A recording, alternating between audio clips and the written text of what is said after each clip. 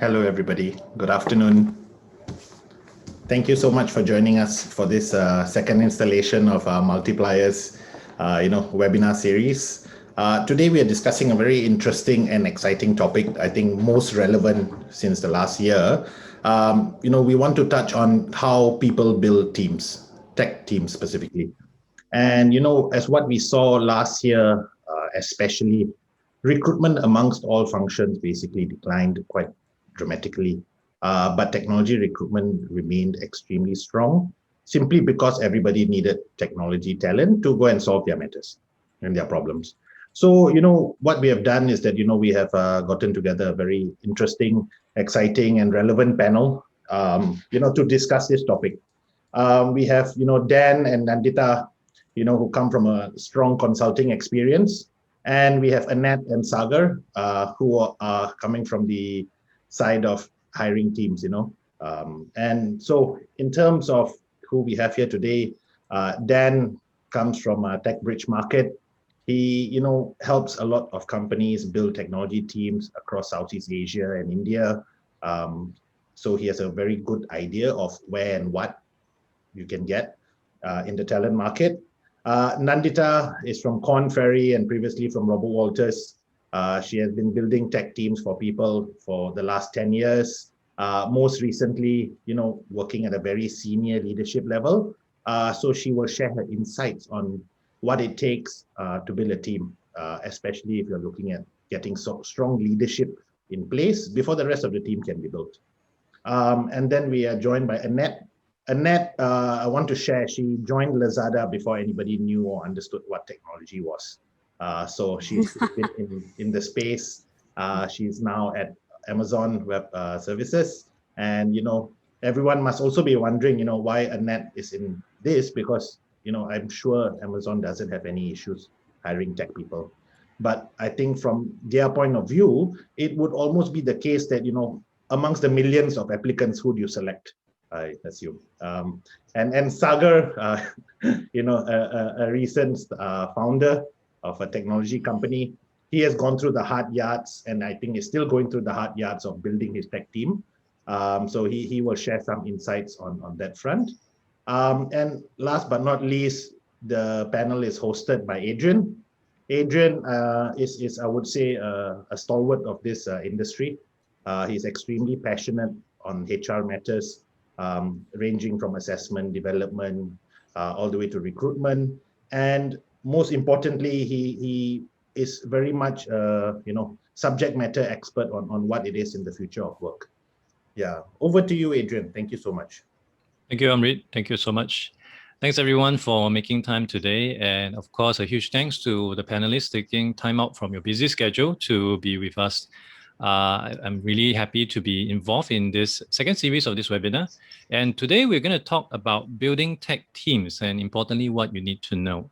So when it comes to developing a successful IT strategy, product, services, and vendors can really only do so much. If you don't have the right people in place to bring all those elements together and help you evolve your processes in the future, it's unlikely your IT strategy will ever get off the ground. Unfortunately, the growing IT skills gap makes it increasingly difficult for CIOs to staff their IT departments with the necessary talent. Furthermore, for those who can fill all their job vacancies, the 2018 CIO Gartner agenda reports that challenges around culture and people continue to hamper efforts to deliver digital transformation.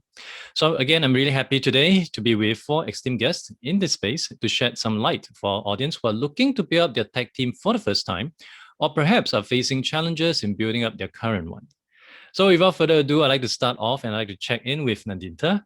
And this may be more for audiences who are new to building up a tech team. So Nandita, given your experience and your background, how would you share your advice to someone who is looking to start and how should they structure it? I think Adrian Nandita's internet is facing some problem. So let's just wait for, we can just proceed with some other panelists so that she can join. Sure. Okay. In that case, I'll move on to the next question. So, besides on the hiring front, of course, we also have to ensure that companies has a solid employee value proposition. So I can't imagine, assuming Honest Bee, if they're still around, or HiFlux having an easy time or easier time hiring than any one of us here. But that's on the performance side of things. Sagar, what are employer value proposition, or EVP for short, that the recruiting team can look at and improve upon to make tangible difference in their hiring? Right. Thanks, Adrian, and glad to be here. And Nandita has joined us as well. Sorry, guys. No Tech worries issues. about that. So I think this is a very interesting question. We've very recently built out our teams, and in general tech team as well. Given a tech team, 50-60% of our employees belong to the tech team. I think there are three important things that a leader, whether it's HR leader or a business team leader, that needs to care about: hiring teams, hiring high performance tech teams, and hiring them fast, right? So there are three things that personally I care about, and I would recommend as well. One is vision. The second is engineering culture.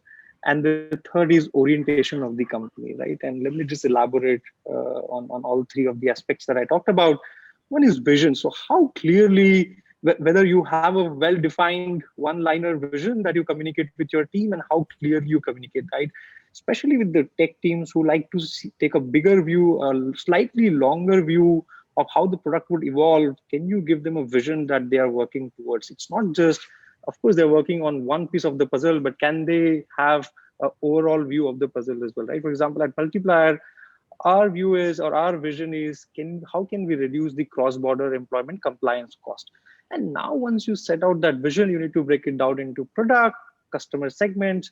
So how would your product evolve in next 5 years? For example, if somebody would have asked Grab, are you a taxi company? But the vision is more of a super app, right? And that's where they would have attracted the talent. You're talking about customer segments, how you're positioning yourself, right? So just to kind of like talk about how we do it, if the teams don't clearly understand that the segment that you're growing after, they wouldn't be able to build, or rather they wouldn't be attracted to your company. So the way we put across our positioning is 3M, which is modern companies, multinational companies. And the third, when you talk about modern companies, it's digital first. When you talk about multinational companies, having different offices, different geographical presence, and mid-market companies. So what is the segment that you're going after? So if you can clearly communicate that, that is super helpful. The second point I want to talk about is engineering culture. If you think about how the entire tech team came into existence, it came into existence via the open source libraries. So can you promote a culture where there are, they can write blogs about the work that they are doing? Can they make their knowledge public? That is absolutely credible. Now, to give you an example, Stripe very recently came up with their website, and there's a rotating globe on their website. Now, that's really, and that's just one, that's not even a part of their product. But if you want to read literature around that globe, how the design teams designed it, how the tech team coded it out, there's an entire literature that is available. So that's another thing that one needs to be very careful about. The third thing that is very important is the orientation of the company. Whether you are a product first or a tech first company, or you're a sales team first company, right? A key metric that I internally track is how many hours of customer success work my CTO and my CPO does.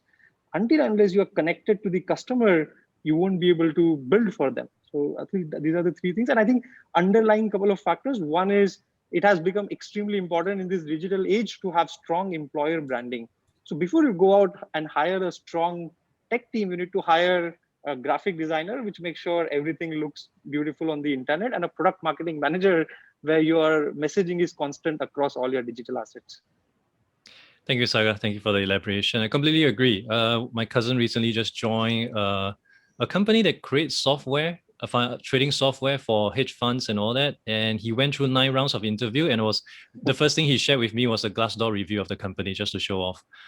So I do understand what are the kind of priorities people are having right now. But before we continue to the rest of the conversation, I just want to take a step back since I have Nandita back here with us. Nandita, before we lost you, we were asking. I think we dropped. She dropped again. Yeah. Okay. I think she might be quite sensitive to this question.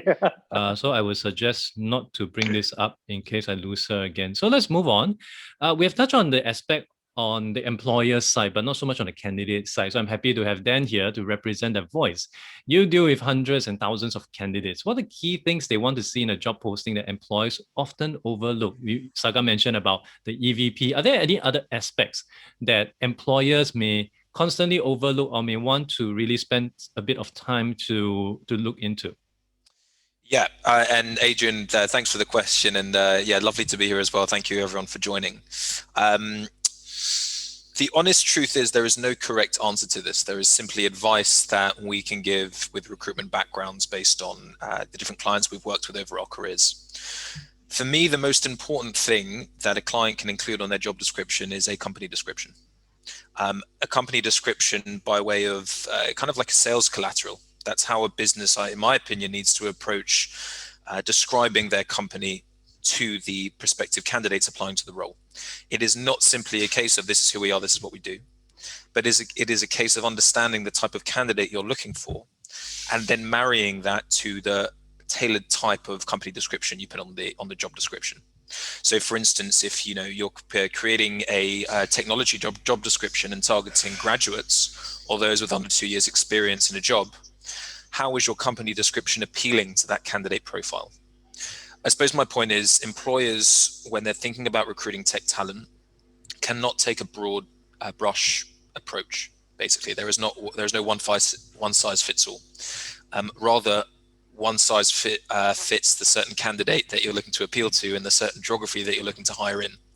So for me, what I see most, there are two things that I see businesses we work with overlook commonly. Number one is a company description on the job description as the first thing, like the first 2 paragraphs, a description of the value proposition of the company for that candidate profile. The second thing is actually having that on the website. Now, this might sound like a very trivial point, but I can guarantee businesses that are represented on the panel here, businesses that are represented in the audience as well, will be astounded at the number of companies who do not post their job opportunities on their website. It's incredible. And if you think about the digital age we're in, you think about millennial and Gen Z talent, they are looking for easy, quick access to information, right? Their job search might be done 9-10 o'clock at night whilst watching TV in the background, right? I'll be scrolling on company websites, clicking around Google. It will lead them to a career page. If you do not have a career page that isn't very clear with a company's value proposition to their entire employee ecosystem, you are at an inherent disadvantage. So that's, I guess, one clear thing I don't see a lot of, Adrian. Naturally, it depends on geography as well. I can lead on to geographies, I guess, around which countries we see most recruitment activity. It's interesting for this presentation today, we did some internal analysis on where we see most of our clients hiring at the moment and most of our prospects hiring. I'd really like to emphasize to the audience there are 2 countries that they should focus on when hiring tech teams. Number 1 is India. Number 2 is the Philippines. In the last 2.5 years, we have seen a very large rise in the amount of quality tech talent in India. And the reasons are extremely straightforward.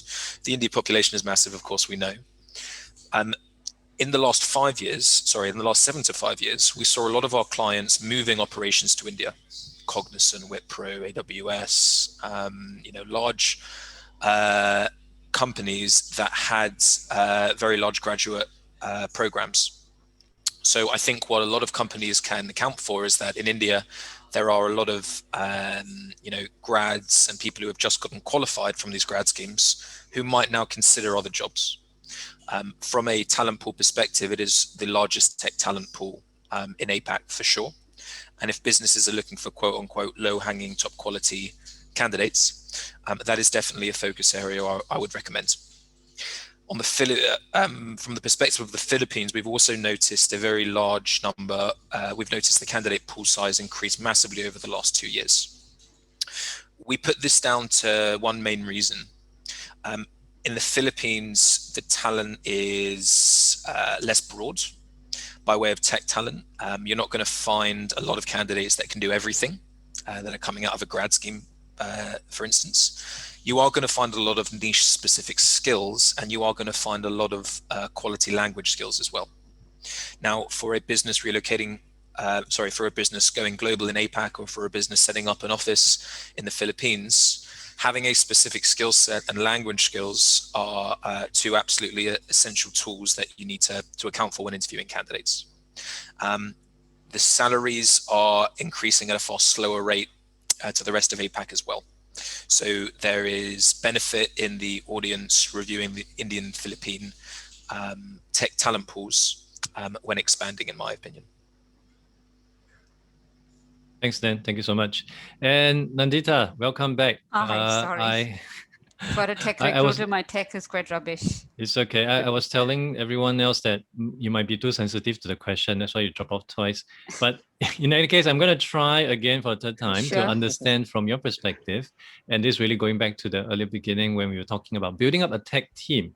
So if you were to give an advice to someone who is completely new to this space, how should they start and how should they structure this process? Yes. So look, I think within structuring a tech team itself, there is a few environments, right? You have digital native companies who are all about technology. Then you have the traditional companies sometimes when they are going digital, and then they need a tech team. So I think the strategies vary for both sort of environments. If it is a digital native company, which has, technology as the backbone, it's really important to see what the, background of the founder is. If the founder himself comes from a technology background, then it's easier. Then you can sort of go like the founder can be your CTO.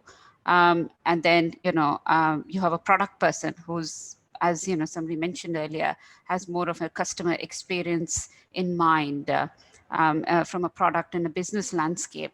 If it is a founder is not from a tech, so you need 3 people in a digital native company, somebody who can do fundraising, somebody who can go product, understand customer journey and experience, and the third person is technology. So if the founder does not come back from that background, it's important that at an early stage, especially if your core value proposition is technology, is Grab a taxi company or a tech company? Yeah, that's an important question there. Then you need to have that CTO early on or senior engineering leader so that he can help attract talent and then sort of go more in terms of hiring more junior individuals. Whereas if you're talking about a traditional company, which is say an FMCG B2C company, it's far more complex. They've got huge supply chains, a huge value chain of various divisions and departments. In that case, I think you might have a mixture of people.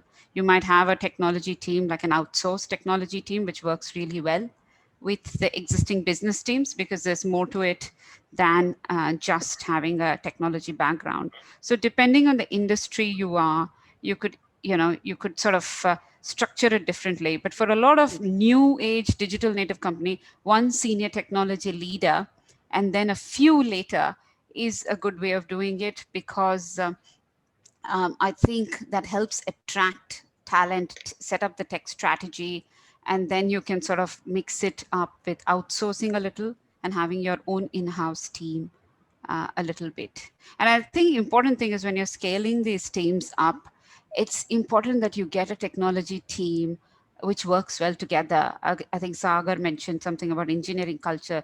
That is so important. Very often I've seen, firms hiring a lot of superstars.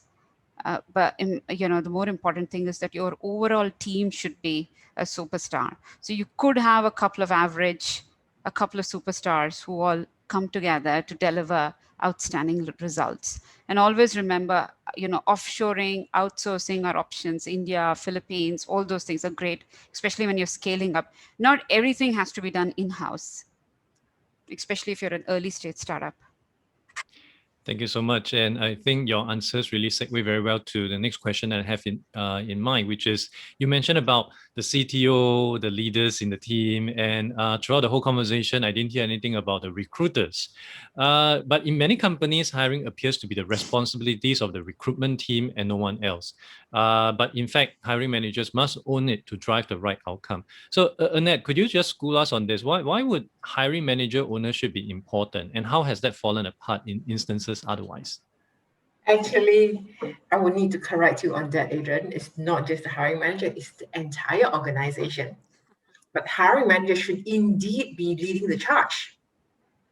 So I mean, from my previous life as a consultant, we work with various types of companies, and you've seen how hiring managers typically go, where's my CV?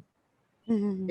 You're not just asking for a CV, you are trying to hire a team. You're trying to build a team to build the product that you have your plan, your vision for.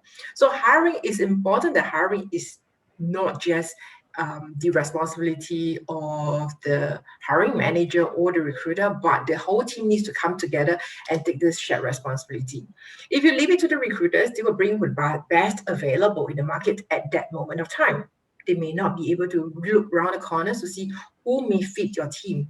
Like Nandita mentioned, you're not looking for superstars all the time, but sometimes you may be just looking at a really strong support to anchor the groundwork. So why is it so important for the whole team to come together is that everybody brings a diverse view to the table. They see how the new person should add to the team.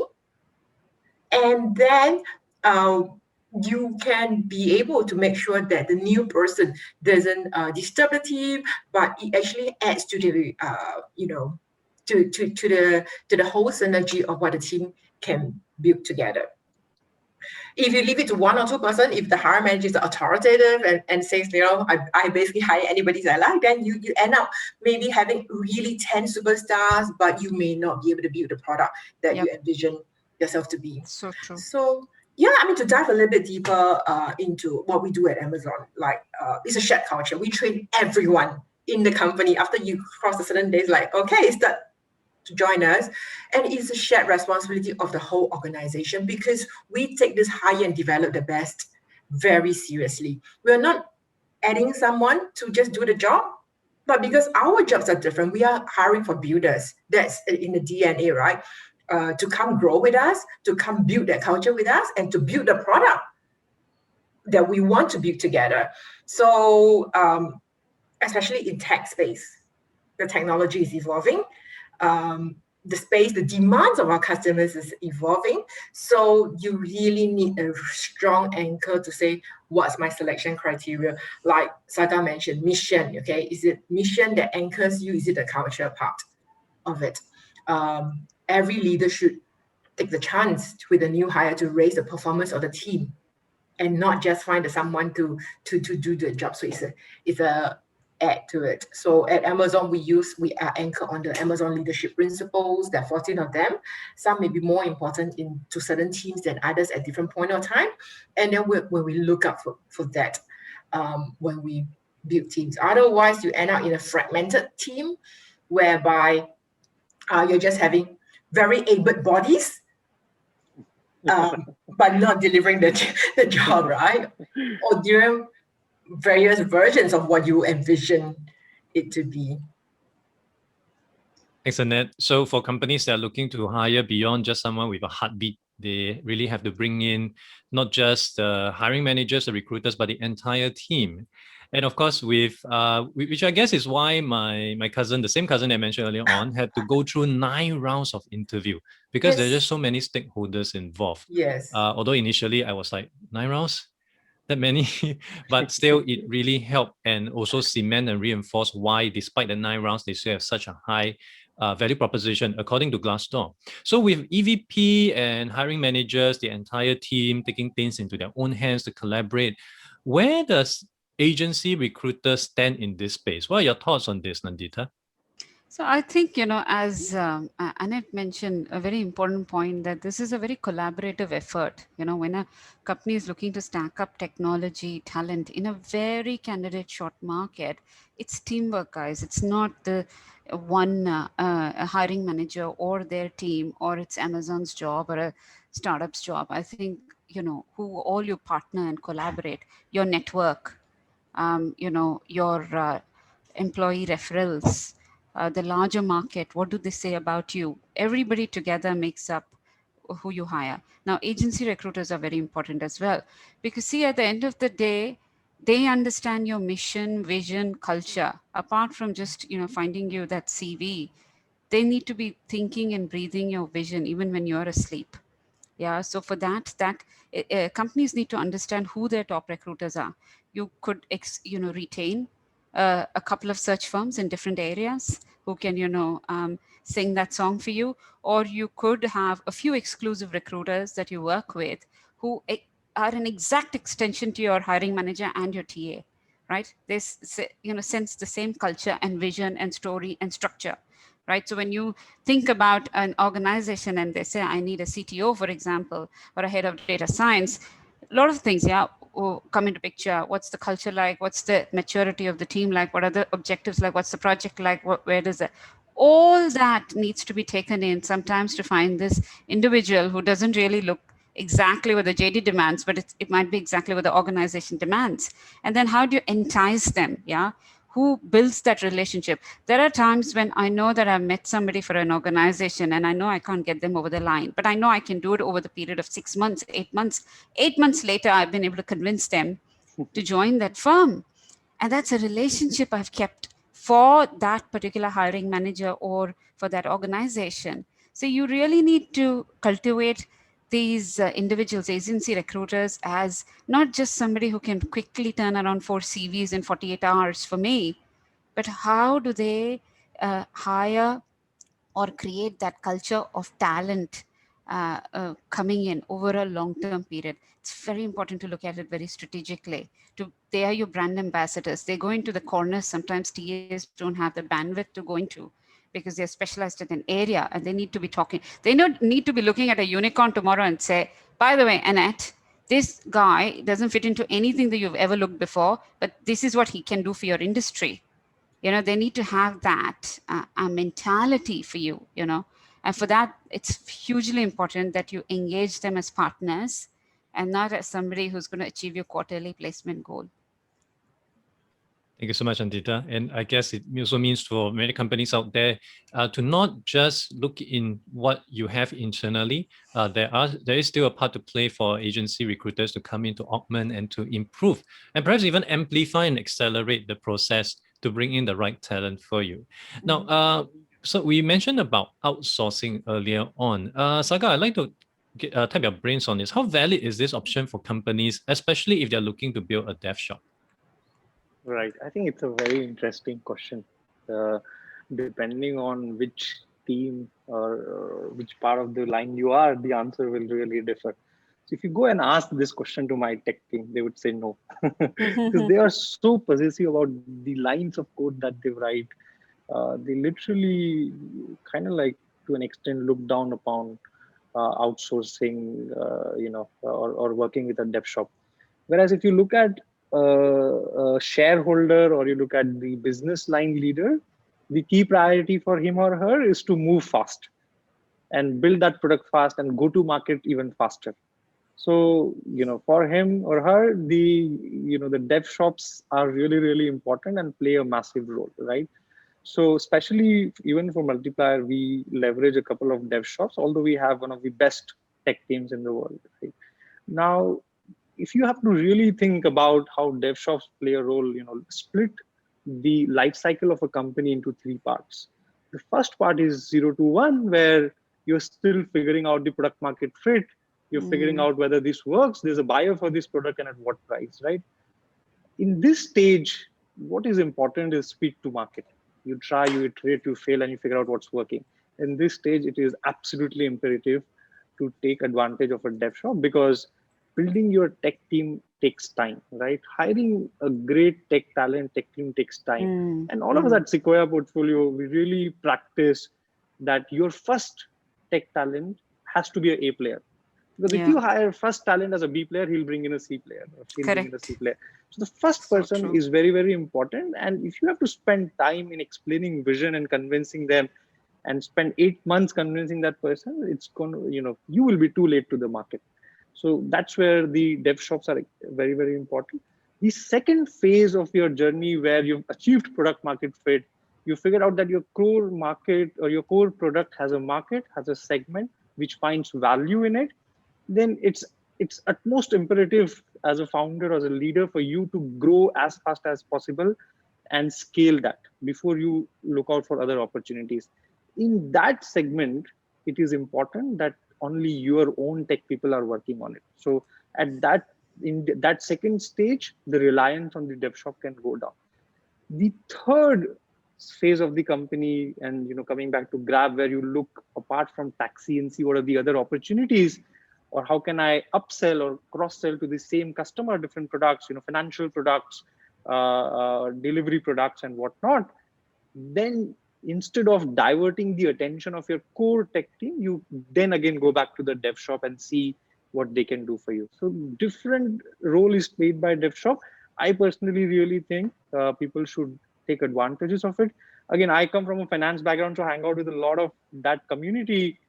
See, the myth that investors look down upon a product built by DevShop is a myth. You should know how to use that DevShop, but it can be a really good addition to your team.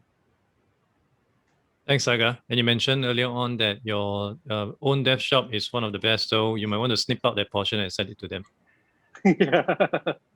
So to move ahead, again, back to the candidate or talent side, especially within Singapore context, Dan earlier mentioned where India, Philippines are seeing a highest growth rate of tech talents. A lot of people are outsourcing to those countries or even getting people to work there remotely. How would that really pan out for Singapore-based talent, especially the Singaporean IT talent, the one in software, hardware? How, from a candidate perspective, or what would your advice be for this group of people in trying to ensure that they still have an existential reason to be around, and most importantly, to maintain and sustain and even to elevate their personal value proposition?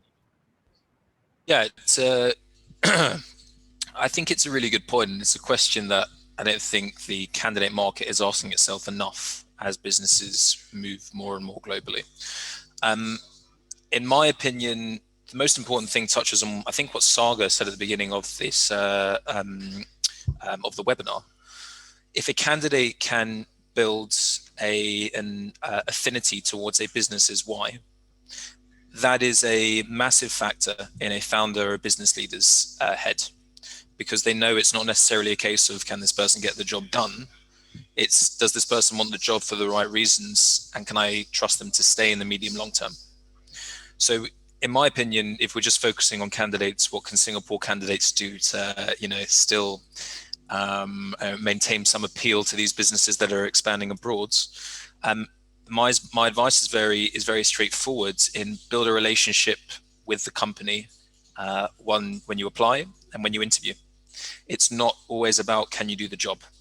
Sometimes it's about, do you want this job for the right reasons? Do you resonate with the company for the right reasons? Are you the best cultural fit possible?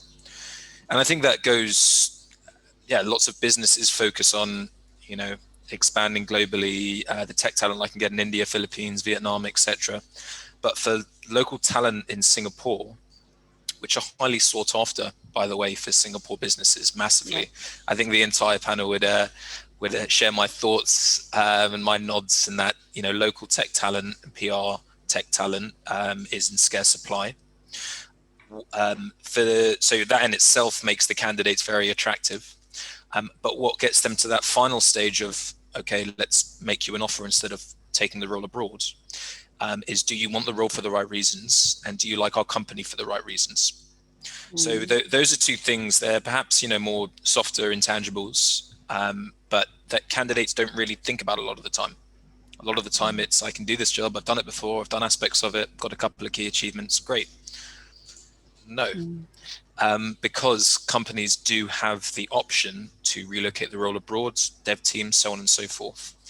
So in my opinion, speaking to talent, speaking to candidates on the grounds, finding that common ground between why you want this job and the business's growth plan over the next 18 months, 2 years is essential.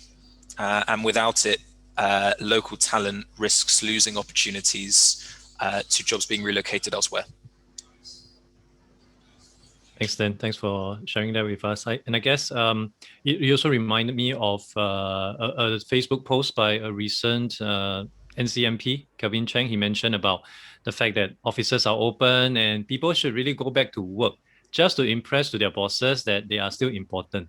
Just to remind everyone, which I guess is also one of the reasons why I joined a government body, because the government body, I don't think they can hire foreigners. So I'm in my own protected zone. But in all honesty, I think trying to identify the value proposition, of course, is very unique to each individual.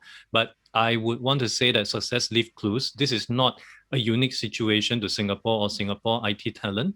I'm very certain in other countries that are much more expensive than us, like Silicon Valley, they also have their same set of issues. Why are people still hiring developers in Silicon Valley when it's so bloody expensive? So there has to be a reason why. And so you just have to, for candidates, just have to look into that area to find out why so and try to replicate that for them.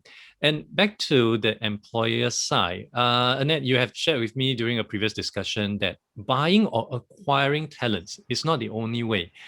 Building them may be possible as well. And this really aligns well with an earlier discussion I had this morning internally, where we were saying that almost every company is saying the same thing. We want to acquire talent, we want to attract talent, but the math doesn't add up, because if everyone were to do that, it just doesn't add up. So on the building talent side, how does that work? And would this be suitable only for some set of companies?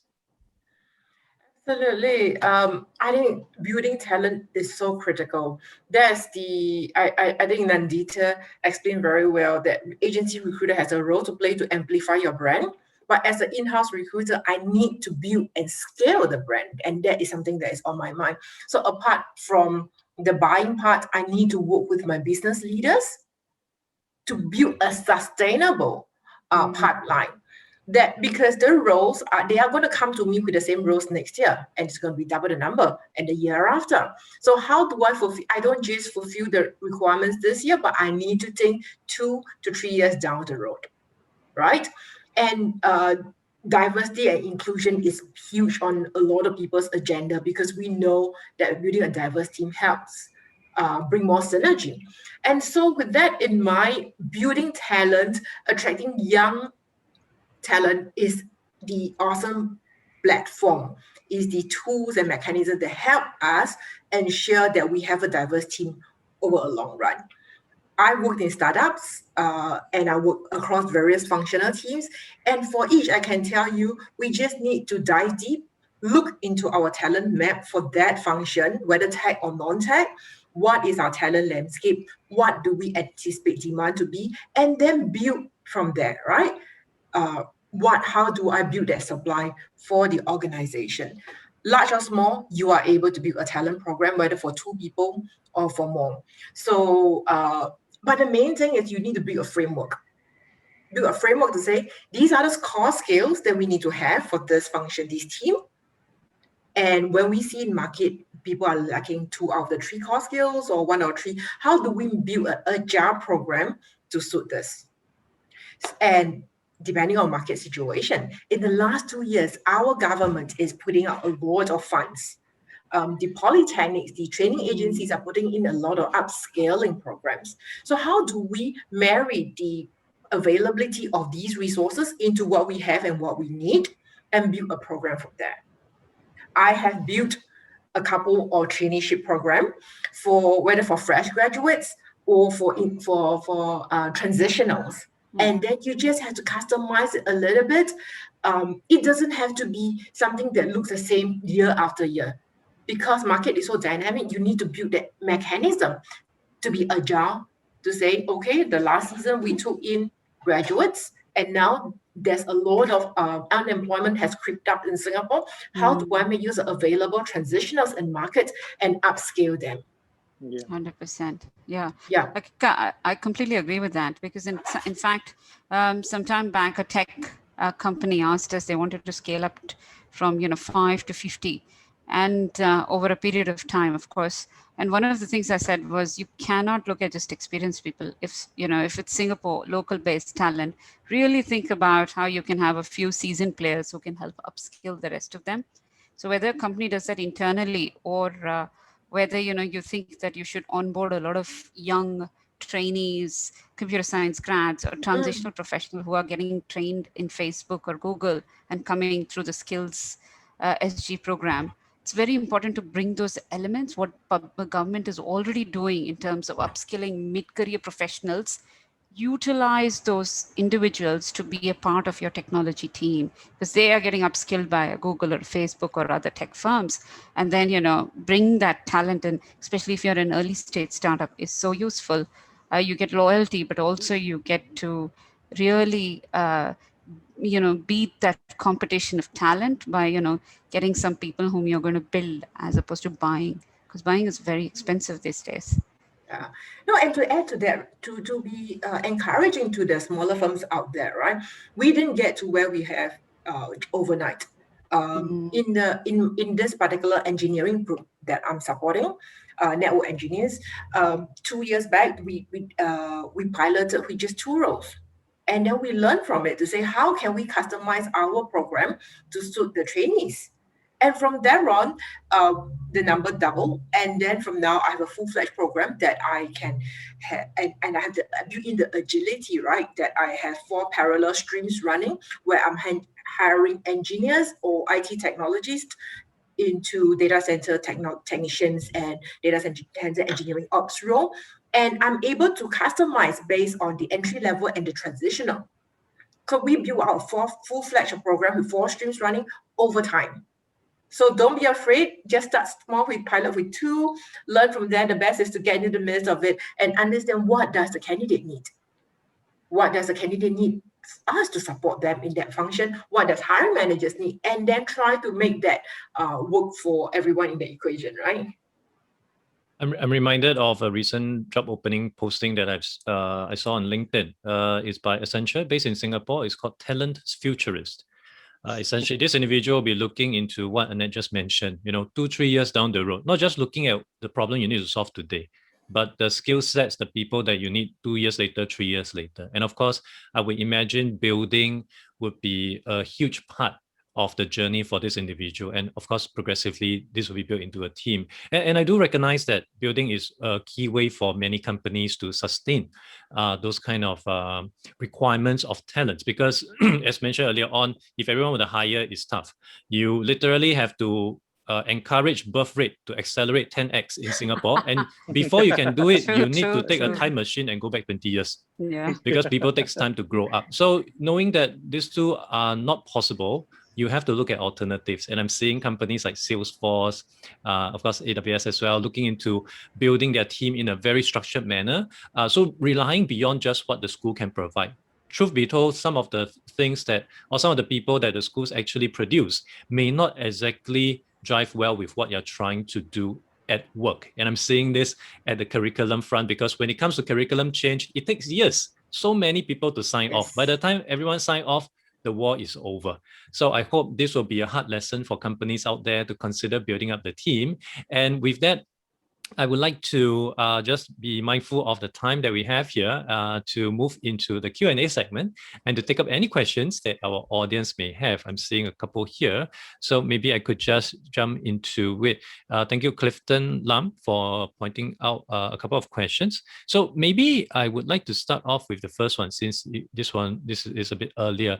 Clifton basically wants to understand if the panel has any view on the tech talent space in Thailand, specifically with Thailand's government's ambitious plan in the blockchain space. Perhaps, Dan, you could, if you have familiarity with that market, you could shed some light on this for us? Yeah, absolutely. So the Thai space in the last 2 years has, that in Vietnam, we've seen like the biggest changes.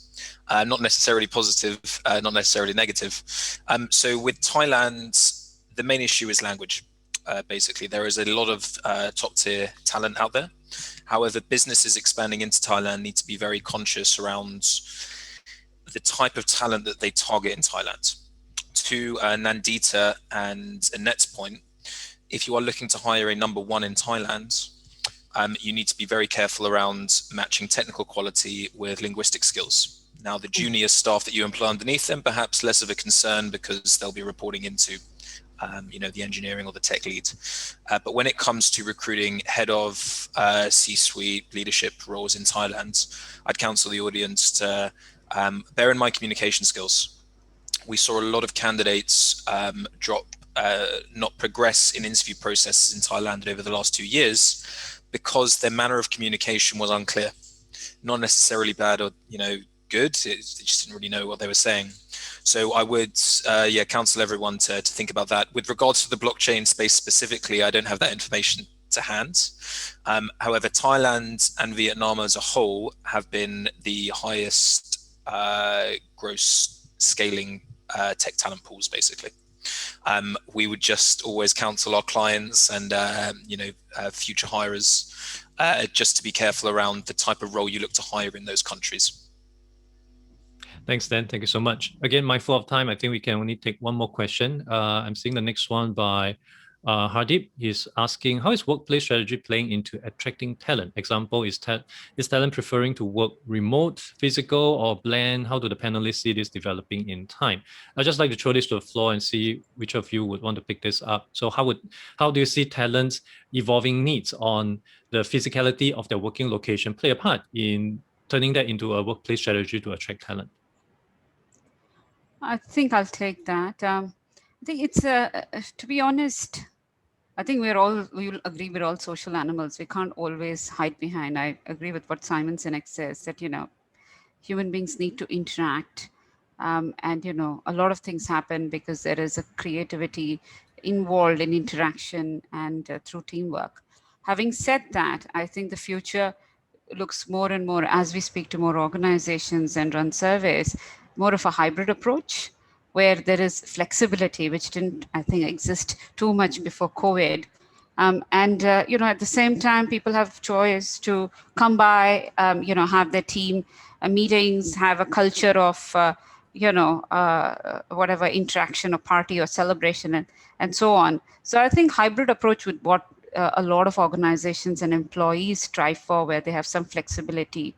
We talk about things like D&I. I think that's very much a part of some of these topics are all about how can I have more of a flexible lifestyle. That's what I think the future will look like. Absolutely. And companies have to strive towards creating a culture where, they will be able to create a very strong culture despite having this hybrid arrangement. Absolutely. I think what used to be a differentiator in the past has kind of equalized after the last year, whereby everybody knows how to be flexible, and then what's next, who's going to be the next trendsetter in terms of putting in something that the candidates like, right? That's where the entire company culture comes in. Yes. That you really need to have mechanism to be, HR needs to build that mechanism to be actively listening out to what the guys have to say, right? Some companies do it in the form of a pulse survey every year. I mean, in ours, we do it one question every day. They basically ask us, "Oh, do you want to come back?" Basically, then they get a quick sense of tomorrow, within overnight, globally, what does the talent market says, and then they can, people will say, no, I don't want to until everything is the same. Then we are able to come up with policies that fit both the talent market, what the guys want, as well as what suits with the situation. And so the culture part is really important. Thank you so much. And within IHRP, we actually have a few job posting, and I took a liberty to adjust one of the job posting title to include hybrid work arrangements. And that actually drove up quite a significant percentage of applicants. Someone actually also pointed out, hey, it's interesting to point that out. And in fact, if you look at Indeed job posting metrics, although the term remote work is increasing across all the job posting, but it's still increasing at a very slow pace. Yeah. So some companies may take it for granted, people will know that it's remote work, who will not know, but I would still encourage companies, if you are already doing it, make it as explicit as you can. You'll play a difference. Now, I understand we are short on time, but I really want to answer this last question, which is put in by Mickey. Perhaps I can direct this over to Sagar. It's essentially regarding time zone issue, especially when you outsource to dev shops in countries, let's say in the Eastern Europe region, Poland, Belarus, Ukraine. What's your advice for companies that's looking to outsource to dev shops in these countries? How do you handle the time zone issue? Right. So I think before directly answering that, my strong advice would be to really take advantage of tech talent in Eastern Europe. I mean, the kind of tech talent that exists there is unparalleled. We talk about India, Dan talked about India, Dan talked about Philippines. If you ask me, I'll talk about Vietnam and Eastern Sri Lanka. But the real talent today and the goldmine of talent and people who love physics and maths is in Eastern Europe. They get neglected because of historical reasons, because of sanctions, because of language issues. But more and more, the work that we're doing with our customers, it's in Eastern Europe, right? The time zone, there are two ways to look at it, Adrian. I think one way to look at it is, hey, the positive of it, the negative of it is, yes, the time zone is different. We will have to work async. But the good way to think about it is, even while you are sleeping, there is somebody who else is working, right? So it's kind of like you are taking advantages of 24 hours in a day. That's why when you work with American clients, we always say it's good to build tech teams in India, because you have a tech team in Mexico who is working in your same time, but you have a tech team in India as well who are working when you are sleeping. So obviously there are two sides of the coin. But more than that, what is important is access to great talent, and Eastern Europe has great talent.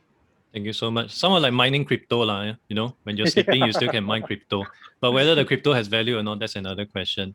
But for companies out there who may not be very certain on your talent strategies and all that, IHRP actually has a a HR diagnostic toolkit. Happy to share more if you're interested. Just reach out to the people at Multiplier. But with that, I think we have ran out of time. In fact, overrun by 5 minutes. There are still a few interesting questions in the Q&A. I'm so sorry we do not have time to take them on. But Amrit, perhaps you can take them on separately offline, just to respond to our lovely audience here who have taken the time to accompany us throughout this whole session. But thank you so much to all the esteemed guests, and over back to you, Amrit. Thank you so much, Adrian, for this. Guys, so the recording of this event will be put up online within the next 24 hours. If you all have any feedback on this webinar or any outstanding questions, please get in touch with me. I can and will put you in touch with any of our panelists and our host, Adrian. And lastly, from Multiplier, we definitely want to thank Annette, Nandita, and Dan for joining us on this event, and Adrian Tan for hosting it on our behalf. Thank you, everyone. Have a great day. Thank you, everybody. Thank you. So much. Thank you. Bye-bye. Thank you very much, everybody. Have a good day, everyone. Bye.